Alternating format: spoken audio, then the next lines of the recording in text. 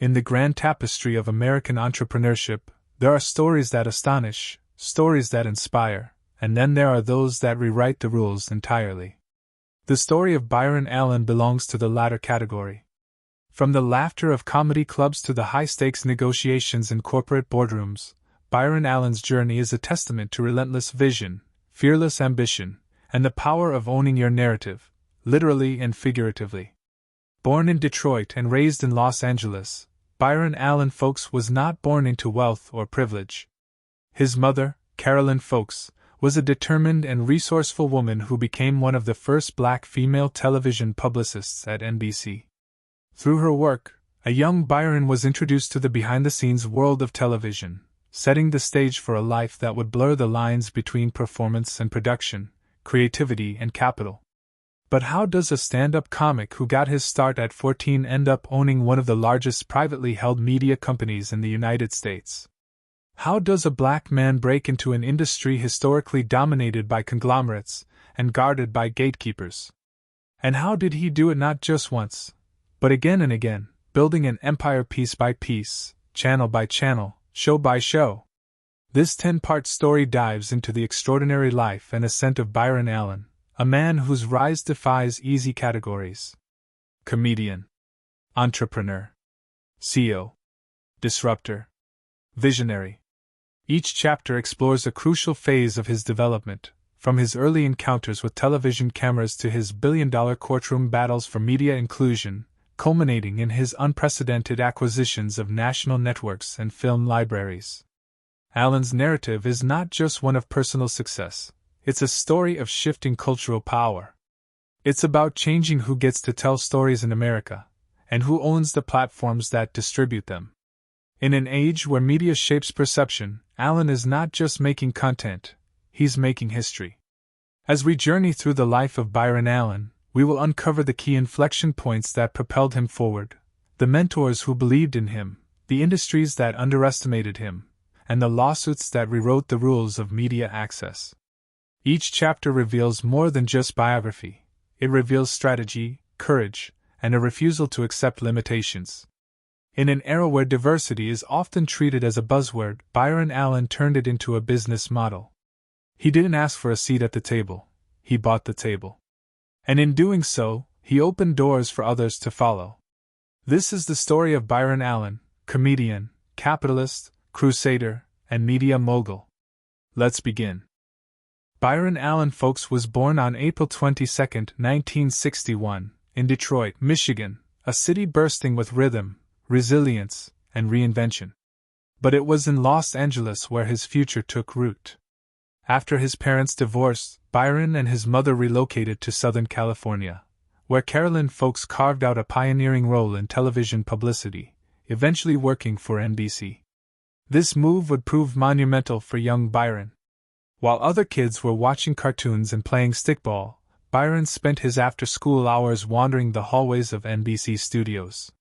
He peeked into control rooms, chatted with lighting technicians, and absorbed the language of production with the curiosity of a future mogul. When most children were being taught how to ride a bike, Byron was learning how to frame a shot. At age 14, Byron tried his hand at stand-up comedy. While most teenagers were navigating high school dances, he was writing punchlines and sneaking into Los Angeles comedy clubs to perform. He quickly gained a reputation for being sharp, clean, and surprisingly professional for his age. It didn't take long for him to catch the eye of comedians who recognized his talent. One of those early champions was Jimmy Walker, the breakout star of the hit sitcom Good Times. Impressed by Byron's wit and discipline, Walker invited him to join a young writing team that included up-and-coming talents Jay Leno and David Letterman. Byron was barely out of high school. That writing room became Byron's first real classroom. He didn't just learn how to write jokes, he learned how to read a room, how to handle rejection, how to sharpen a voice. Most importantly, he learned the power of ownership.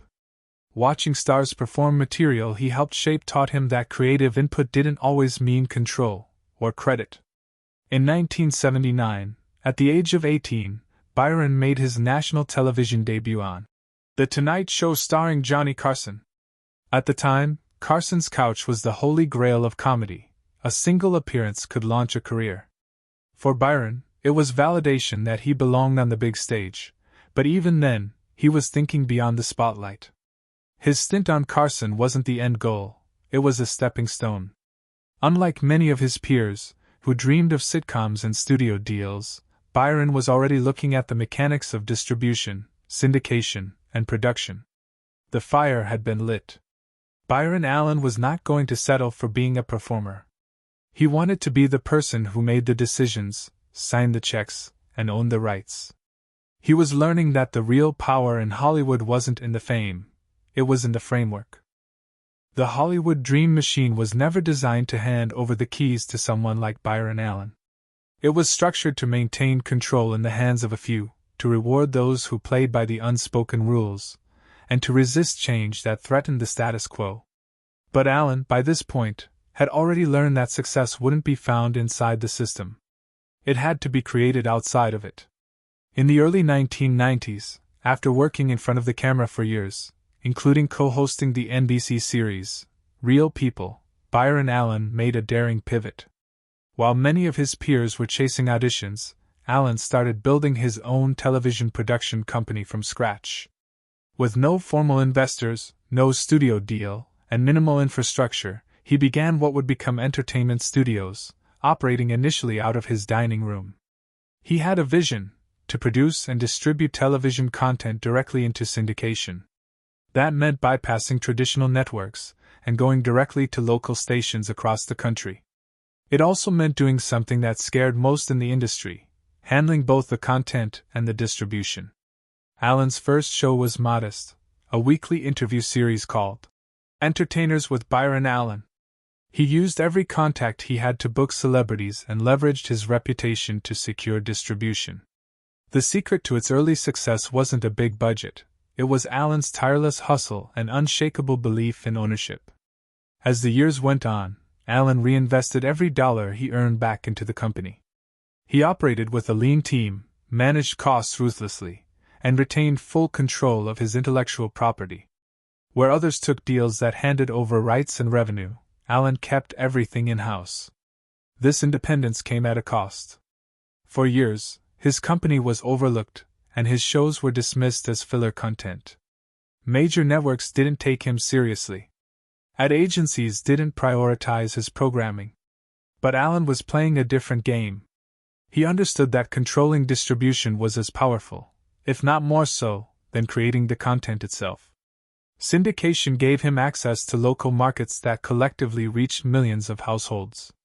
Bit by bit, station by station, he built a quiet empire, one that couldn't be cancelled or constrained by anyone but him. At the heart of this strategy was a radical idea: black ownership in media wasn't just about representation, it was about power. And to gain that power, Byron Allen knew he had to do something that few dared to do. He had to own the platform. But Allen's ambitions didn't stop at late-night interview shows. He was gearing up to take on an even bigger challenge: becoming a major player in the cable television space and proving that diverse voices could lead, innovate, and dominate. By the early 2000s, Byron Allen had already proven himself as a successful syndicator. But he wasn't content with just placing shows on local stations, he wanted to own entire channels. Where most producers saw a barrier between content and carriage, Allen saw a highway he could build himself. The next logical step was cable television. In 2009, he launched his first fully owned cable networks under the banner of Entertainment Studios Networks. These included channels like Pets.tv, Comedy.tv, Cars.tv, Recipe.tv, ES.tv, and MyDestination.tv. While the names may have seemed niche or modest, the strategy behind them was anything but. Allen understood a key shift in American viewership: the fragmentation of audiences. In a post-broadcast world, people were no longer gathering around the TV at the same hour for the same show. Instead, they were tuning into targeted content that aligned with their interests. Allen's suite of networks was designed to meet this new reality, delivering genre-specific programming to viewers and reliable ad opportunities to sponsors. Initially, these networks were carried by smaller cable providers. But Allen's persistence, and his unconventional approach, slowly cracked the doors of larger distributors. He didn't come in asking for favors. He came armed with data, content, and contracts. Every show he created fed his growing network empire, and every deal he made was structured to maintain control. His approach often puzzled industry veterans. Why invest so heavily in underdog channels with limited initial reach? Why keep ownership instead of licensing? But Allen wasn't playing by the standard model. He was building something deeper, a vertically integrated media company that controlled production, distribution, and advertising. As the decade progressed, Allen's operations grew more sophisticated. He built in-house sales teams, expanded digital distribution, and developed programming that could run across multiple platforms. Importantly, he didn't shy away from automation and efficiency, two things that allowed him to scale without compromising control. But what truly set Allen apart during this period wasn't just his hustle. It was his unapologetic belief that a black-owned media company could compete on the same playing field as legacy conglomerates. He didn't want a piece of the pie. He wanted to bake a whole new one. Even as entertainment studios expanded, Allen continued to operate with a startup mentality. He bet on himself. He avoided traditional financing. He negotiated every deal personally. And he never lost sight of the mission, ownership. That mission would soon take him into uncharted territory, not just building networks, but acquiring major assets. His sights were now set on legacy properties, including broadcast television stations and even film libraries. By the late 2010s, Byron Allen's vision for building a media empire had evolved into a bold, high-stakes acquisition strategy. Having spent years building content and distribution from the ground up, he now had his sights set on acquiring established assets that would immediately expand his reach, diversify his holdings, and cement his status as a media powerhouse. One of the most headline-grabbing moments came in 2018, when Allen's entertainment studios purchased the Weather Channel for approximately $300 million. To many, the move was unexpected. Why would a comedian-turned-media entrepreneur want to own a weather network? But for Allen, the deal made perfect strategic sense. The Weather Channel wasn't just a trusted household brand, it had reach. It was available in nearly 80 million U.S. homes and had strong digital properties.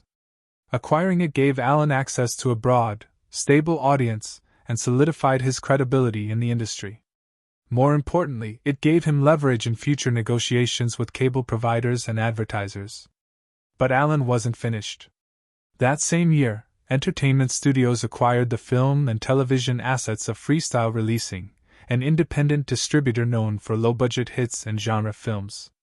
This acquisition gave Allen a library of over 1,000 titles, which he could monetize across his growing media platforms. What made Allen's approach revolutionary was how he financed and structured these deals. Unlike traditional media giants relying on Wall Street or private equity, Allen used creative financing, personal capital, and long-term licensing agreements to make acquisitions without giving up control. He also embraced digital innovation. Allen's Entertainment Studios' digital media expanded to include streaming platforms and online content networks, enabling his properties to reach viewers beyond cable boxes and into the digital-first era. In 2019, Allen partnered with Sinclair Broadcast Group to acquire 21 regional sports networks previously owned by Disney. Though Allen's stake in this deal was minority-based, it marked a significant entry into the sports broadcasting space, another major pillar of American media. As his empire expanded, so did his influence. Allen began being invited into rooms where media policy and advertising strategy were discussed on a national level. But he didn't just attend, he advocated. He pushed for more inclusive ad spending and fair representation in ownership. These acquisitions were more than business moves. They were cultural statements. With every deal, Allen was proving that a black-owned company could not only compete with legacy conglomerates, it could outmaneuver them. Still, not everyone welcomed Allen's growing clout. He began facing resistance, not just from competitors, but from systems built to exclude diverse ownership. Rather than retreat, Allen did what he always did: he fought back, this time through the courts. Byron Allen had long understood that media was not just about what appeared on the screen, it was about who controlled the means of production and access. While his acquisitions and growth were impressive, they also illuminated the racial and economic barriers entrenched in the media and advertising industries. Allen realized that if real change was going to happen, it wouldn't come just from building his empire. It would require changing the rules of the game. In 2015, Allen's company, Entertainment Studios, filed a $10 billion lawsuit against Comcast and Time Warner Cable, alleging racial discrimination in their refusal to carry his networks. Allen argued that major distributors systematically excluded 100% black-owned media companies from their programming lineups, despite carrying dozens of white-owned networks with lower ratings and less reach. The case wasn't just about carriage contracts, it was about civil rights. Allen filed the suit under the Civil Rights Act of 1866, a Reconstruction-era law that prohibits racial discrimination in contracting. The case drew national attention and sparked intense debate within the media and legal communities. Comcast fought back hard, taking the case all the way to the U.S. Supreme Court. In 2020, the court ruled that Allen would need to prove that race was the sole motivating factor in Comcast's refusal, a high legal standard. While the ruling was a procedural setback, it did not end the fight. Allen continued pressing the case in lower courts, and the broader issue of racial exclusion in media access remained front and center. In parallel, Allen filed similar lawsuits against other large corporations, including Charter Communications. He wasn't just challenging media gatekeepers, he was challenging the broader economic system that underfunded, underrepresented, and undervalued black-owned businesses. These lawsuits were not merely about money. They were about forcing a conversation that the industry had long avoided. Who gets access to the billions in advertising dollars? Who decides which channels get distributed? Who owns the platforms where stories are told? Allen's legal battles made him a polarizing figure in some circles. Some critics accused him of being too aggressive, of weaponizing litigation to achieve business goals. But supporters saw him as a necessary disruptor, using the very tools of the system to force accountability and equity. Through it all, Allen remained clear. He wasn't asking for charity or handouts, he was demanding fairness, equal opportunity, economic justice. He believed that true diversity in media required more than hiring diverse talent. It required ownership, representation, and equal access to capital. And perhaps most strikingly, Allen put his own resources and reputation on the line. He knew the risks. He knew the pushback. But he also knew the stakes. As the lawsuits made their way through the courts, Allen continued building his empire, securing more content deals, expanding his digital footprint, and investing in new platforms. As Byron Allen fought legal battles in courtrooms and negotiated deals in boardrooms, he was also methodically extending his empire into new domains: broadcast television and theatrical film distribution. While the broader media industry was scrambling to adjust to the streaming revolution, Allen was moving in a different direction. He saw value in legacy systems, television stations, and the silver screen, where others saw obsolescence. In 2019, Allen made another industry-defining move. His company, Allen Media Broadcasting, acquired Bayou City Broadcasting for $165 million. The deal gave him ownership of several broadcast television stations in markets across the U.S., significantly increasing his presence in local news and syndicated programming. This acquisition was strategic. Local broadcast stations remained one of the most trusted sources of information for millions of Americans, especially in underserved or rural areas. By owning them, Allen could reach households without relying on streaming subscriptions or cable providers. It also gave him access to local ad revenues, which were often overlooked by national players. But Allen's ambitions didn't stop at local news. In 2020, he made a bid to purchase the entire broadcast network ABC, as well as other Disney-owned assets including FX and National Geographic. Though the deal did not go through, it sent a powerful message. Byron Allen was not a niche player. He was a serious contender for top-tier assets. Meanwhile, Allen was making waves in Hollywood. Through his entertainment studio's motion pictures division, he began acquiring and distributing major theatrical releases. In 2017, he acquired the North American distribution rights to Chappaquiddick, a political drama that drew national attention. That same year, he released 47 Meters Down, a low-budget shark thriller that became a box office hit. Allen's distribution arm was distinct from traditional Hollywood studios. He focused on wide theatrical releases and appealed to mass audiences, often opting for crowd pleasers over prestige films. This strategy paid off. By maintaining tight budgets and efficient marketing, his film division became profitable and respected. In 2021, Allen Media Group announced the launch of TheGrio.tv, a 24/7 news network evolved from his digital brand The Grio, dedicated to covering stories and perspectives of Black America. This expansion into culturally focused journalism underscored Allen's mission to use media not just as a business, but as a platform for advocacy and representation. Allen also invested heavily in Weather Group's digital transformation and expanded his ad tech platforms to support targeted advertising across devices. This allowed his media properties to stay competitive in an increasingly digital-first landscape. Whether it was broadcast television, theatrical film, digital streaming, or culturally focused content, Allen was diversifying with precision. Each move fit within a larger vision: to own the pipeline from content creation to distribution to monetization. He was no longer just a comedian or even a media entrepreneur. Byron Allen was a titan, leveraging every opportunity to expand not just his company, but the idea of what a Black-owned media conglomerate could be.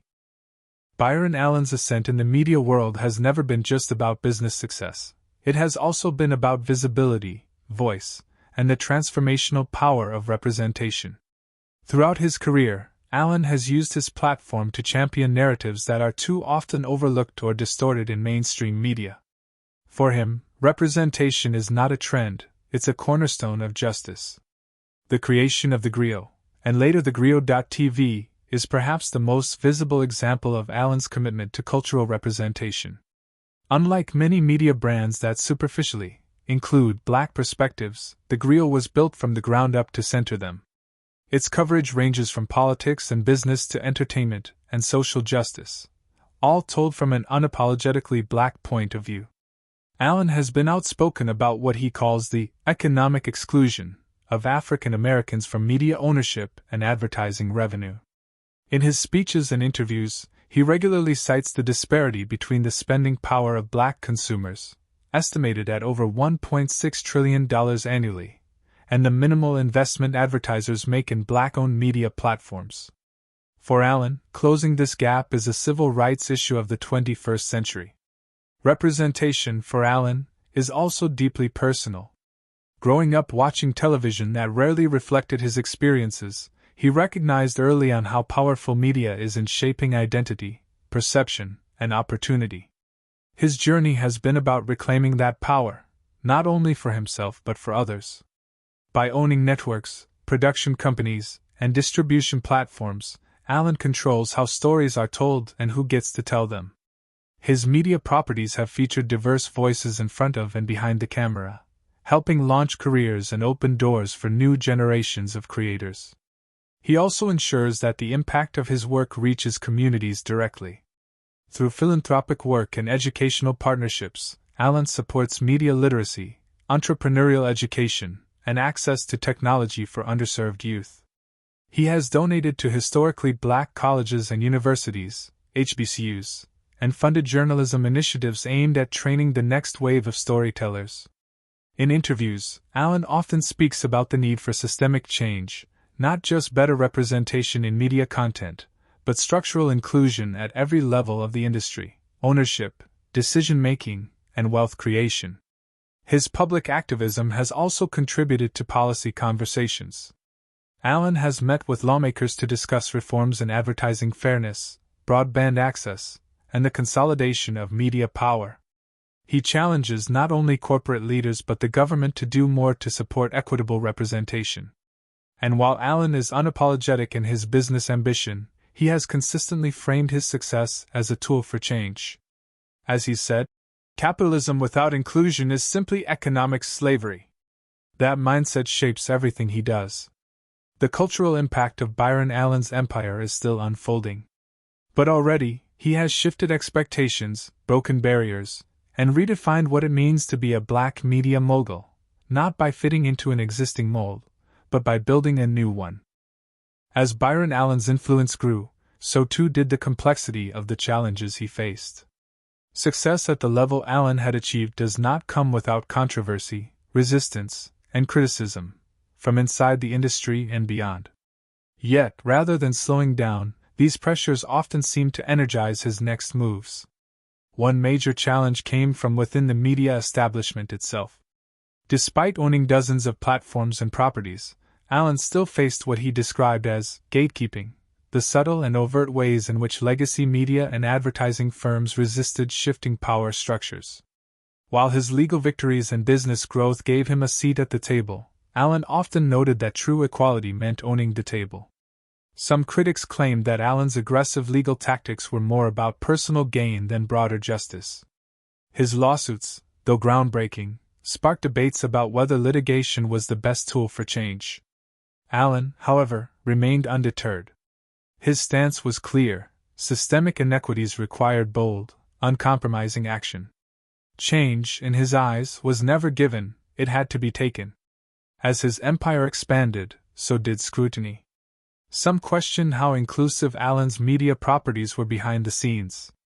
Others raised concerns about the consolidation of media under any one entity, regardless of ownership background. These criticisms reflected the broader tensions in modern media, balancing representation with accountability, growth with diversity, and profit with purpose. Technological disruption also posed ongoing challenges. The rise of streaming giants, the fragmentation of audiences, and the shift away from traditional advertising models meant that even established players like Allen Media Group had to continually evolve. Allen responded by investing more in digital platforms, OTT services, and data-driven ad tech, ensuring his empire could adapt to a changing landscape. Internally, Allen worked to maintain a company culture that reflected his values. As the number of employees grew into the hundreds, and then thousands, the challenge became scaling his mission without diluting its essence. He emphasized mentorship, opportunity, and promoting leaders from underrepresented backgrounds. Yet through all of this, Allen kept pushing. He made bold public statements about acquiring major sports networks, expressed interest in bidding for NFL franchises, and continued buying television stations in mid-sized markets. His strategy was always twofold: gain economic scale and expand cultural influence. Despite his tremendous success, Allen often described himself as just getting started. His goal was not simply to be a wealthy businessman, it was to become a transformative figure, someone who rewrote the rulebook for how media ownership, race, and capitalism intersect in America. Byron Allen's journey from a teenage comic warming up The Tonight Show crowd to a media magnate controlling billions in assets is nothing short of historic. His story is one of defying odds, outmaneuvering institutions, and building an empire that reflects not just his ambition, but a broader mission: to redefine what is possible for Black ownership in America. What makes Allen's legacy so profound is not merely the scale of his achievements, but the vision that underpins them.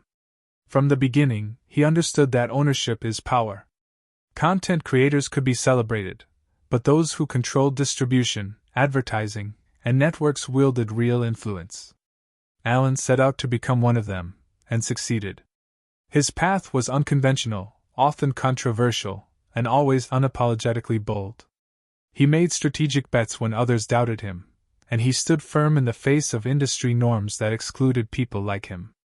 He used the legal system as a tool for justice, the boardroom as a platform for disruption, and his personal story as a rallying cry for broader inclusion. Allen's legacy is still in motion. With every acquisition, every lawsuit, and every new network, he continues to push against the boundaries of race, class, and access in media. He has inspired a new generation of Black entrepreneurs and media professionals to think bigger, not just about being in the room, but owning the room. The lessons of his life echo far beyond Hollywood. Ownership matters. Not just for financial gain, but for narrative control. Persistence pays. Allen's career is a masterclass in tenacity and long-term vision. Representation is a responsibility. Media shapes how people see themselves and the world. Diverse ownership ensures that vision is inclusive. Disruption is necessary. Systems do not change on their own. They are reshaped by those brave enough to challenge them. As Allen often says, the goal is to own something that lasts for centuries. That's not just a business motto, it's a blueprint for legacy. Byron Allen didn't just make history. He's still making it. And in doing so, he's ensuring that others can, too.